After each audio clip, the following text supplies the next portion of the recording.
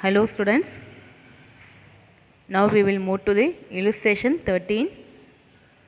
From the following information calculate trend percentage of Mullai Limited. Particulars in lakhs 2015, 2016, 2017. These are years. Revenue from operation 100, 120, 160. Other income 20, 24, 20. Expenses 20, 14, 40. Income tax 30%, 30% and 30%. For these 3 years, you have to prepare 10%. Okay. Here, you know you have to do the same method. You have to add other income with revenue from operation, then you get total revenue, then you have to minus expenses, then you will get profit before tax, and after finding income tax from the profit, you can get profit after tax. The same method, but here we have to do, you have to take 1 year as base. So here this is the first year, 2015-16 the first year. So you have to take this year as base. Okay.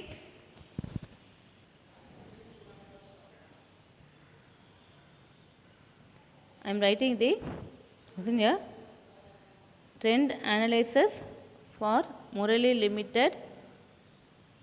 Particulars rupees in lakhs 2015-16, 2016-17, 2017-18. இங்கே 10%, 2015-16, 2016-17, 2017-18 போட்டுக்கண்ணா. Next நம்ம என்ன பண்ண போகிறோம், some போடலாம் பாருங்கள். Revenue from operation போட்டுட்டு 3 வருஷத்து புக்கில் இருக்குது. 100, 120, 160. Next, add other income 20, 24, 20. So இது 3 வருஷத்து இருக்குது. இதை நான் என்ன பண்ணுறேன், ஆட் பண்ணுறேன். ஸோ இது என்னென்னு சொல்லுவோம், நம்ம டோட்டல் ரெவென்யூ அப்படின்னு சொல்லுவோம். இதை ஆட் பண்ணும்போது 100 + 20, 120, 120 + 24, 144, 160 + 20, 180. இப்போ நம்ம என்ன பண்ணுறோம், லெஸ் எக்ஸ்பென்சஸ், எக்ஸ்பென்ஸை மைனஸ் பண்ணுறோம். எக்ஸ்பென்ஸ் பார்த்தீங்கன்னா புக்கில் பாருங்கள் இருக்குது. எக்ஸ்பென்சஸ் 20, 14, 40, 40. 3 வருஷத்தோட எக்ஸ்பென்ஸ் இருக்குது. அப்போ நம்ம எக்ஸ்பென்ஸ் என்ன பண்ண போகிறோம், மைனஸ் பண்ண போகிறோம், லெஸ் பண்ண போகிறோம். அப்போ 120 - 20, 100. 144 - 14, 130. 180 - 40, 140. ஓகேவா? சரி, இப்போ என்ன பண்ணுறோம், இது என்னன்னு சொல்ல நம்ம, this is known as profit before tax. Tax கட்டுறதுக்கு முன்னாடி உள்ள லாபம். So we have to pay tax. டேக்ஸ் என்ன பர்சன்டேஜ் இருக்குது, 30% இருக்குது. 3 இயருக்குமே 30% பே பண்ணியிருக்காங்க. ஸோ ஃபஸ்ட் இயர் பார்த்திங்கன்னா லெஸ் இன்கம் டேக்ஸ்னு எழுதுகிறோம்.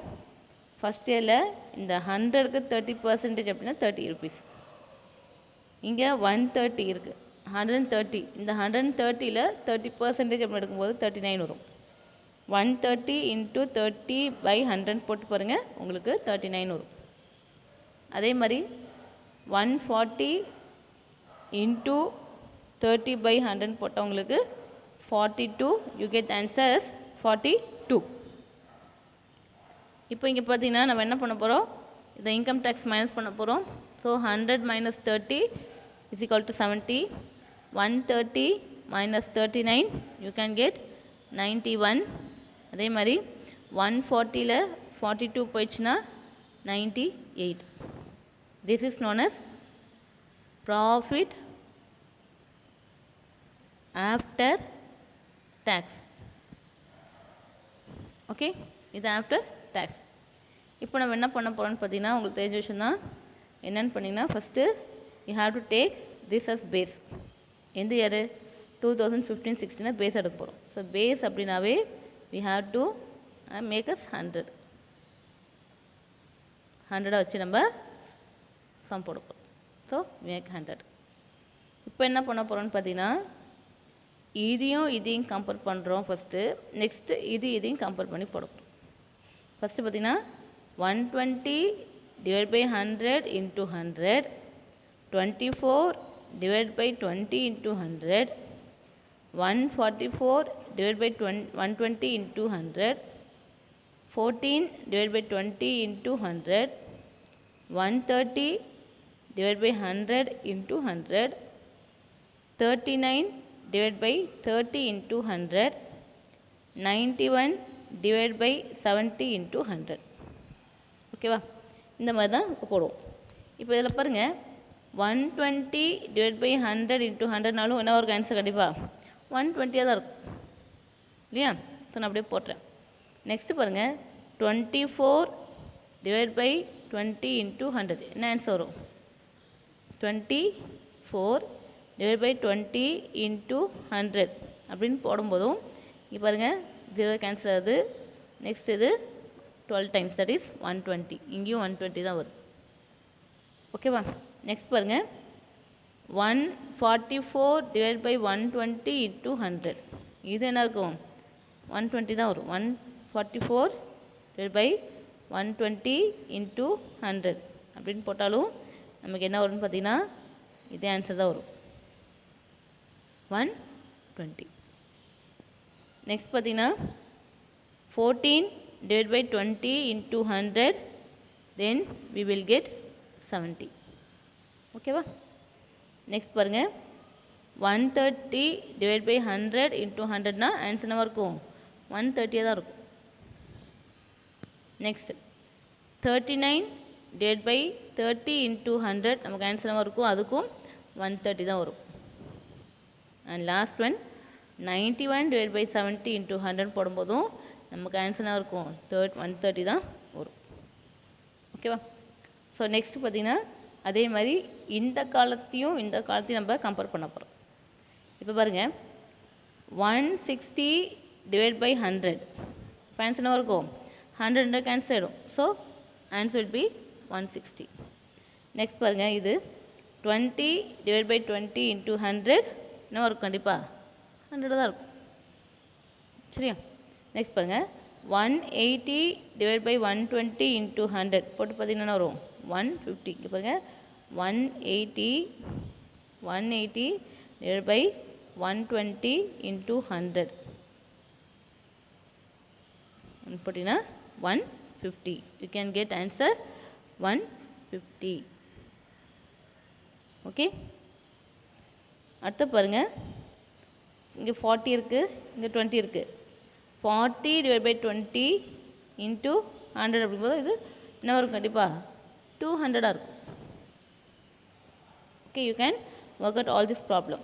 நெக்ஸ்ட் பாருங்கள் 140 divided by 100 into 100 அப்படி என்ன வரும்? 140 தான் வரும்.